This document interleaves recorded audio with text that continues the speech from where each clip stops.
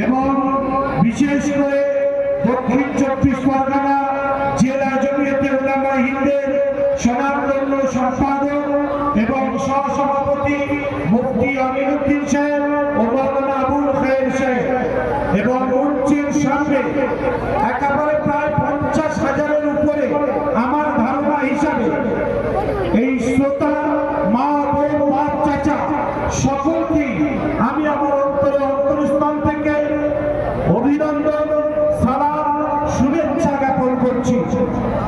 আজকে এই দক্ষিণ চব্বিশ পরগনা জেলার অন্যতম ব্লক মন্দির বাজার ব্লক, এই মন্দির বাজার ব্লকে আমাদের জনাব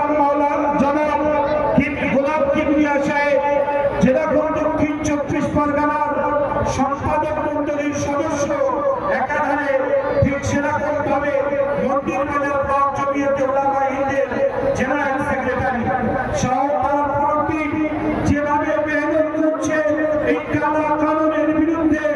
আজকে একটা ইতিহাস মনে পড়ে যায়, ইংরেজদের বিরুদ্ধে যখন কেউ করছে উঠতে সাহস হয়নি, যখন আকাশ বাতাস তাদের ভয়েতে কাঁপত, ঠিক সেই সময় উলামায়ে কেরামদের এই কণ্ঠ এই সাদা কালো পতাকার তলে 1803 খ্রিস্টাব্দ থেকে লাগাতার 1947 সাল পর্যন্ত আন্দোলন করে সম্প্রীতির বার্তা আপামর ভারতবাসীকে সঙ্গে নিয়ে যে কাজ আঞ্জাম দিয়েছিল আজ তা স্মরণ করে দেয় আমাদের। ইংরেজরা হারে হারে জানে যে কালো সাদা ঝান্ডা উলামাদের ঝান্ডা আমাদেরকে ভারত থেকে উৎখাত করেছিল। আজকে ভারতবর্ষের মসনদে পবিত্র সংবিধান শপথ নিয়ে যে জালিম সরকার বসেছে, সেই জালিম সরকারও এর ইতিহাস জানে। তাই আমরা জমিয়তে উলামায়ে হিন্দের প্ল্যাটফর্ম থেকে এই কথা দায়িত্বহীন কণ্ঠে ঘোষণা করতে চাই যে তোমাদের সময় আর বেশি বাকি নেই। জমিয়তে উলামায়ে হিন্দের পূর্বসূরীরা দেখিয়েছেন কিভাবে জালিমের বিরুদ্ধে মোকাবিলা করতে হয়, আপামর জনতাকে সম্প্রীতির বার্তা নিয়ে কালা কানুনের বিরুদ্ধে কিভাবে ঝাঁপিয়ে পড়তে হয়। জমিয়তের পূর্বসূরীরা সেই আওয়াজ সেই ইতিহাস আমাদের কাছে রেখে গিয়েছে। আজকে এই মন্দির বাজার ব্লক বিজয়গাম বাজার থেকে এইটাই আমরা প্রতিবাদ করছি, নরেন্দ্র মোদী কেন্দ্রীয় সরকার তোমার এই কালা আইন আমরা মানছি না, মানব না। আজকে মন্দির বাজার এই বিজয়গাম বাজারে যারা আমরা উপস্থিত হয়েছি, আগামীকাল কলকাতা রাজপথকে বঙ্গালী রামলীলা ময়দান সহ পার্শ্ববর্তী এলাকাকে নিস্তব্ধ করে দিতে হবে আমাদের এই আওয়াজে। জাতীয় আওয়াজ মন্দির বাজার থেকে যদি দিল্লি রায়দাস লোকসভা রাজ্যসভায় পৌঁছাতে পারে, নিশ্চয়ই কলকাতা রাজপথে যদি আমরা প্রত্যেকে যাই এবং সেখানে যদি এই আওয়াজ তুলি আরো বেটার পৌঁছাবে। তাই আপনাদেরকে সময় নষ্ট না করে আমাদের জেলার সম্পাদক বসে আছে, তার সামনে বেশি কিছু বলা আমাদের জন্য বেয়াদবি। শুধু একটা কথা বলবো, যবে থেকে মোদী সরকার এসছে একের পর এক ধর্ম নিয়ে রাজনীতি করে, ধর্মের নামে সুশ্রুতি দিয়ে কখনো তালাক বিল, কখনো বাবরি মসজিদ, কখনো নামাজ পড়ার উপরে পাবন্দি লাগিয়ে আমাদেরকে দেখিয়ে দিয়েছে যে তোমরা ঘুমন্ত বাঘ আর ঘুমিয়ে থেকো না, উঠে পড়ো। তাই আমাদের সবার সময় হয়েছে জমিয়তে উলামায়ে হিন্দের ছত্রছায়ায় জমিয়তের সেই জমিয়ত সর্বসময় জাতি মিল্লাতকে সঠিক দিশা দেখিয়েছে, কখনো মিসগাইড করেনি। আজও দেশের প্রয়োজন হয়েছে, সমাজের প্রয়োজন হয়েছে, আল্লাহর জমিনকে রক্ষা করার আমাদের দায়িত্ব এবং কর্তব্য।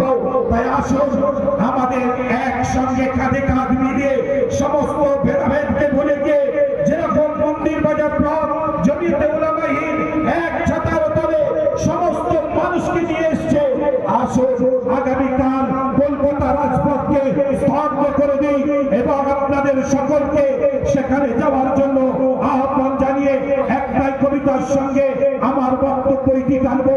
তার আগে বলে দিই, মন্দির বাজার ব্লক জমিয়তে উলামায়ে হিন্দ জেলা আসুন জমিয়তে উলামা হিন্দের এই প্ল্যাটফর্মে জেলার পক্ষ থেকে আপনাদের সকলকে সাধুবাদ জানিয়ে এই কবিতার সঙ্গে আমি শেষ করছি। প্রশান্ত সাগরে আজ উঠিয়াছে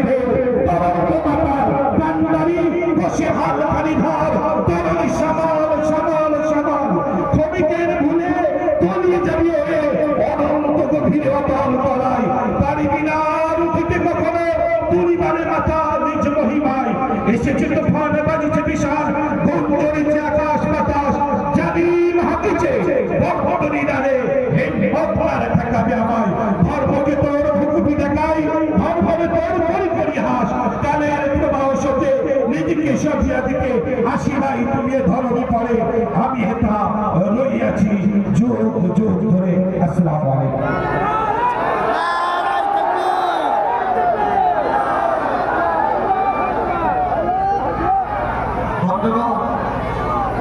ঠিক এর পরপরই আমাদের মঞ্চে অনেক শুভবর্তী সম্পন্ন বক্তা রয়েছে, কিন্তু অবস্থার পরিপ্রেক্ষিতে আমরা সময় দিতে পারছি না। এজন্য ইসলামের একটা নীতি আছে যে কাউকে কষ্ট দিয়ে নিজেরা কোনো কাজ করব না, কিন্তু বর্তমান পরিস্থিতি এই পথ অবলম্বন করতে আমাদের বাধ্য করেছে। এর জন্য দায়ী আমরা নই, এর জন্য দায়ী প্রশাসন বা এর জন্য দায়ী কেন্দ্রীয় সরকার।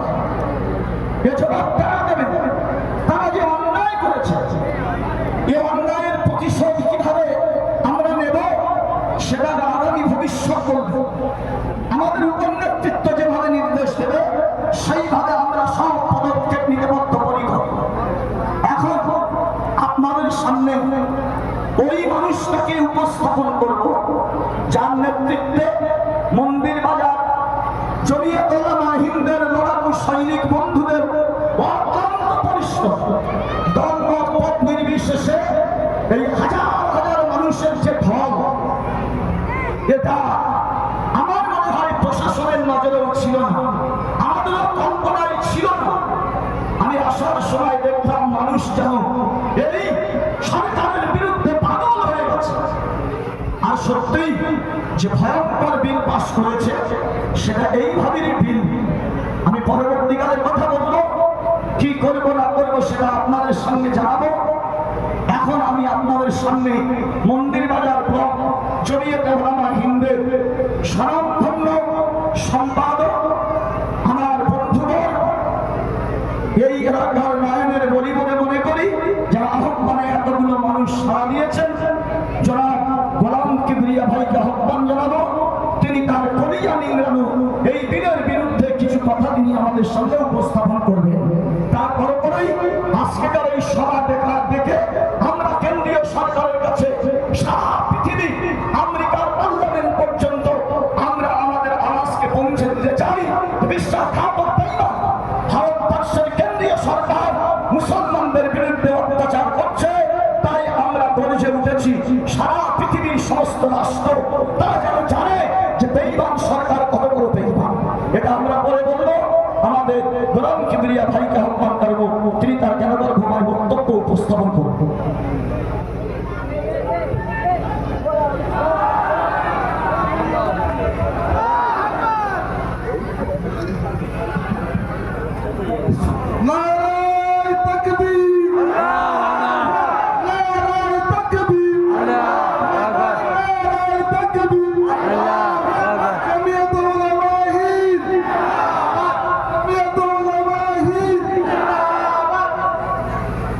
বিসমিল্লাহিররহমানিররহিম।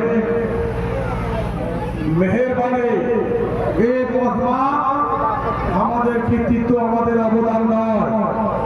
আজকের এই মজমা ভরিয়ে তুলেছে এই এলাকার প্রত্যন্ত গ্রামে যুবক থেকে শুরু করে সাধারণ মানুষ থেকে শুরু করে ওরা আমাদের নেতৃত্বে। সেই জন্য আজকে সবাইকে মন্দির বাজার ব্লকের পক্ষ থেকে আপনাদেরকে কুর্নিশ জানাচ্ছি।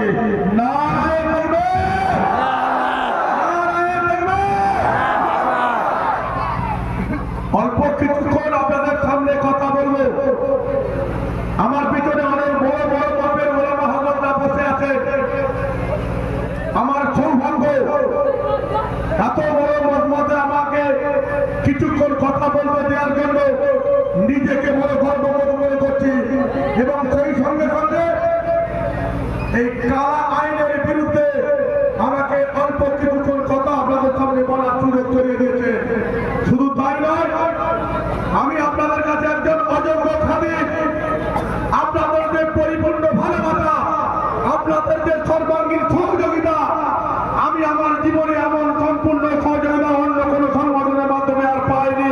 ও নারায় দেখবে, নারায় দেখবে। আমি আপনাদের সামনে বলতে চাইছি 2022 সালে ওয়াকাফ সংশোধনের বিরুদ্ধে প্রথম কালো বিল প্রত্যাবারে প্রত্যেকটা ছাত্রদের হাতে দেওয়া হয়েছিল। আমরা তখন তথ্য তলাশ করতে জানতে পারি ওয়াকাফ সংশোধনের বিলটা কি খায় না মাকে। দেশ স্বাধীন হয়েছিল 1947 সালে।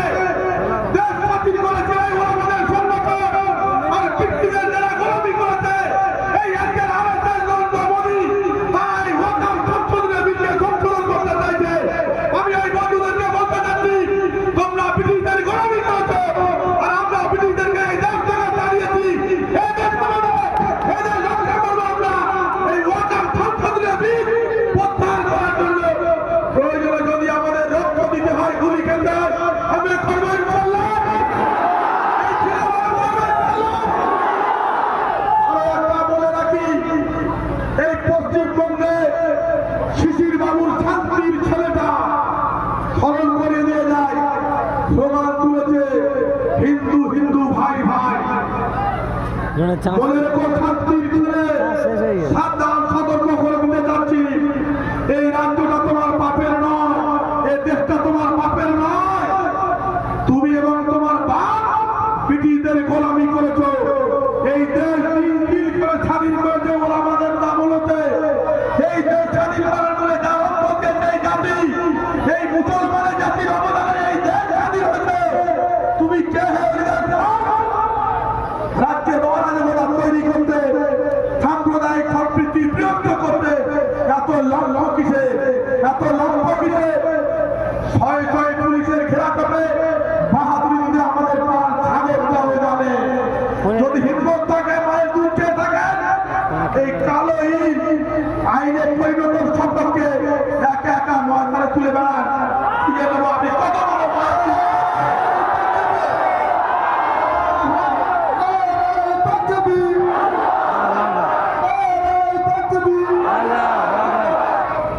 দেশের কোটি কোটি টাকার সম্পত্তি, মুসলমানদের জাতীয় সম্পত্তি, ওয়াকাফ সম্পত্তি ওরা মুসলমানদের।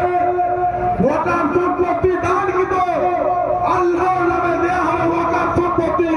ওটা ওই সম্পত্তি আমার আপনার বাপ দাদা নানা নানি পূর্বপুরুষরা আল্লাহর নামে দান করে দিয়েছে। তুমি আরে যে নরেন্দ্র মোদী, তুমি তখন জন্ম হয়নি। দেশ স্বাধীনতা 1947 সালে, তারপরে 1957 সালে ওয়াকাফ সংশোধনীয় বিল আইনি স্বীকৃতি দেওয়া হয়েছে দেশের আইনে। তখন পার্লামেন্টের সরকার, জাতীয় কংগ্রেসের সরকার। তারপরে মুসলমানদের দেওয়া ওয়াকাফ সম্পত্তি তোমরা সংশোধন করতে চাইছো। সংশোধন করার প্রয়োজন কাদের? সম্পত্তি মুসলমানদের। মুসলমানরা যদি দাবি করে এই সম্পত্তি আমাদের সংশোধন করার প্রয়োজন আছে, তারপরে ওরা সংশোধন হবে। আমরা জানি কেন আপনি সংশোধন করতে চাইছেন, এটা আমার আপনাদের বোঝার কোনো অপমান রাখে না। বর্তমান ভারতবর্ষে 9 লক্ষ একর ওয়াকাফ সম্পত্তি রয়েছে। এই 9 লক্ষ ওয়াকাফ সম্পত্তির আর মূল্য এরকম আরো একটা ভারতবর্ষ কিনে নেওয়া যাবে। ওই নরেন্দ্র দামোদর মোদীর লক্ষ্য আদিন আদানি আম্বানিদেরকে বলা হচ্ছে এই ওয়াকাফ সম্পত্তি তাদেরকে কাছে বিক্রি করে যাচ্ছে। সেই জন্য এই ওয়াকাফ সংশোধনীয় বিল, এই ওয়াকাফ সংশোধনীয় বিল কি মসজিদ, মাদ্রাসা, ঈদগাহ, খানকাহ, কবরস্থান, বিরক্ত এইসব শত শত একর দিকে তৈরি হলো ওয়াকাফ সম্পত্তি। আমাদের গ্রামে যে মসজিদ আছে, আপনার গ্রামে যে মাদ্রাসা আছে, আরেকটা ভাইয়ের গ্রামে যে ঈদগাহ সম্পত্তি কয়েক লক্ষ লক্ষ টাকা মূল্য। ওরা চাইছে এই ওয়াকাফ সংশোধনী বিলটা এনে সমস্ত সম্পদ ওয়াকাফ করে ক্যান্সেল করে সরকারের আনুগত্য দিতে চাইছে। তার জন্য একটা নাম দিয়েছে পুনায় ওয়াকাফ সংসদ সরকার যে নাম, এই নামকরণ বা পরিবর্তন করে দিয়েছে পুনায় পুনায়। আমরা চাইছি আপনাদের ভিতরটা কি আর বাতিটা কি আমরা প্রকাশ করুন। এই পুনার শব্দটা আপনি করতে পেলে কেন ওয়াকাফ নামটা আপনি পরিবর্তন করতে চাইছেন? আপনি ভুলে গেছেন। আমি আজকের এই মন্দির মাদ্রাসাদের সামনে বলবো কয়েকটা তথ্য আমাদের দিতে চাইছি কেন এই সংসদীয় বিলরা বাস্তবায়িত করতে চাইছে। আমরা ইডেন গার্ডেনে খেলা দেখেন না, ওটা হলো আমার বাপ দাদাদের দেওয়া ওয়াকাফ সম্পত্তি। কলকাতায় মোহনবাগান ইস্টবেঙ্গল ময়দান আমার বাপ দাদাদের দেওয়া ওয়াকাফ সম্পত্তি। কলকাতার শিয়ালদাতে রেল স্টেশন আমার বাপ দাদাদের দেওয়া সম্পত্তি। কলকাতায় ধর্মতলা বড় বড় ময়দান ওগুলো ওয়াকাফ সম্পত্তি। এতগুলো মূল্যবান সম্পত্তি যদি আদানি আম্বানিদের দিয়ে দেয়, এই সরকার কয়েক লক্ষ কোটি কোটি টাকা উপার্জন করবে। দেশ তো বিক্রি করে দিয়েছে, টার্গেট দিয়েছে মুসলমানদের সম্পত্তি বিক্রি করা। সেই জন্য আজ থেকে বাড়িতে গিয়ে পাড়ায় পাড়ায় আওয়াজ তুলুন, কালো বিল পুড়িয়ে ফেলুন। পাড়ায় পাড়ায় আওয়াজ তুলুন, পাড়ায় পাড়ায় আওয়াজ তুলুন। প্রিয় ভাই আমার, বর্তমান পশ্চিমবঙ্গের ভারতবর্ষের মুসলমান জাতি আমাদের বুকটা চলছে, মাথার মনিটা খটখট করে কামড়াচ্ছে। আমরা বলছি লক্ষ লক্ষ মুসলমান শহীদ হবে, কিন্তু ওয়াকাফ সংশোধনী বিলের হাত দিলে তোমার কালো হাত ভেঙে দেবো, কুড়িয়ে দেবো। সাবধান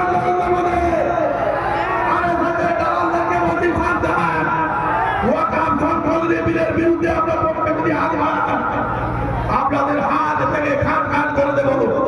সেই সঙ্গে আরেকটা কথা জানিয়ে রাখি, গত এক সপ্তাহ ধরে আমরা এই এলাকা মেহনত করার জন্য আমার গলার কন্ডিশন মোটে ভালো না, কথা বলতে চাইছিলাম না, কিন্তু আপনাদের উপস্থিতি সর্বাঙ্গীন সহযোগিতা আমার আজকের মনটা অনেক বড় ভরে গেছে। আমার মন বলালে আপনাদের হবে না। আমার আল্লাহ সুবহানাহু ওয়া তাআলা প্রিয় রাসূল হযরত মুহাম্মদ সাল্লাল্লাহু আলাইহি ওয়াসাল্লামের প্রেরিত আমরা যে আইন পেয়েছি, সংসদীয় ওয়াকাফ পেয়েছি, এইটা আমাদের রোধতেই হবে। সেই জন্য আগামীকাল কলকাতায় রাজ্য জমিয়ত ডাক দিয়েছে, কলকাতা এই সমাবেশটা উগলে ফেলতে হবে, কলকাতার রাজধানী স্তব্ধ করতে হবে। তারপর আগামী দিন লাগাতার আন্দোলন কর্মসূচি ঘোষণা হবে। গোটা ভারতবর্ষ একসঙ্গে একই পদে একই আওয়াজ তুলে আমরা এই আন্দোলন তৈরি করবো। আপনাদের সম্পূর্ণ সহযোগিতা করুন। কিন্তু আমার একটা জিনিস খুব জানতে ইচ্ছে করছে, আপনারা যারা এখানে উপস্থিত আছেন, ওয়াকাফ সংশোধনী বিল প্রত্যাহারের পক্ষে কারা? আমি একবার শুধু আপনাদের জানতে চাইবো, যদি ওয়াকাফ সংশোধনী বিলের বিরুদ্ধে আপনার থেকে থাকেন ভালো করে বুঝে নেবেন, হাত তুলে আমাদেরকে সমর্থন জানাবেন। আর যদি ওয়াকাফ বিল আপনারা মানতে চান তাহলে আপনারা তারপর হাত তুলবেন।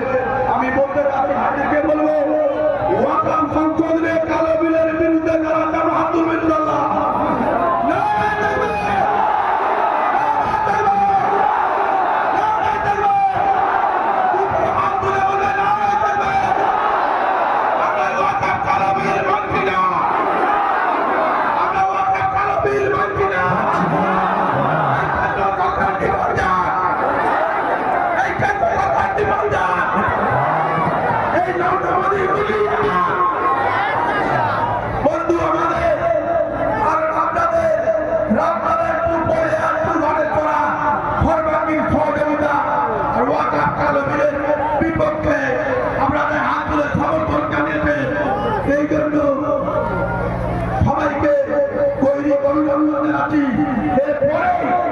আমাদের রাজ্যের মাথার মুকুটের আপনাদের সামনে কিছু গুরুত্বপূর্ণ কথা বলবে। আমার গলার কন্ডিশন ভালো নয়, অনেক কথা বলার ছিল। নিশ্চিত আমরা আজকে যেভাবে আমাদেরকে সহযোগিতা করেছে, আগামী দিন এই জমিয়তের কাছে আমরা আগামী দিন জমিয়তের কাছে আগামী দিন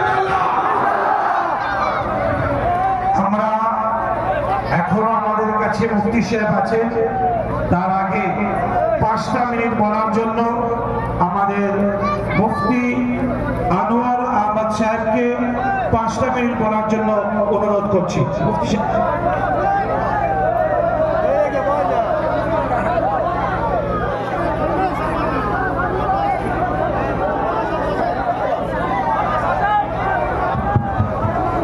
आवाज बंद करें, आवाज आवाज।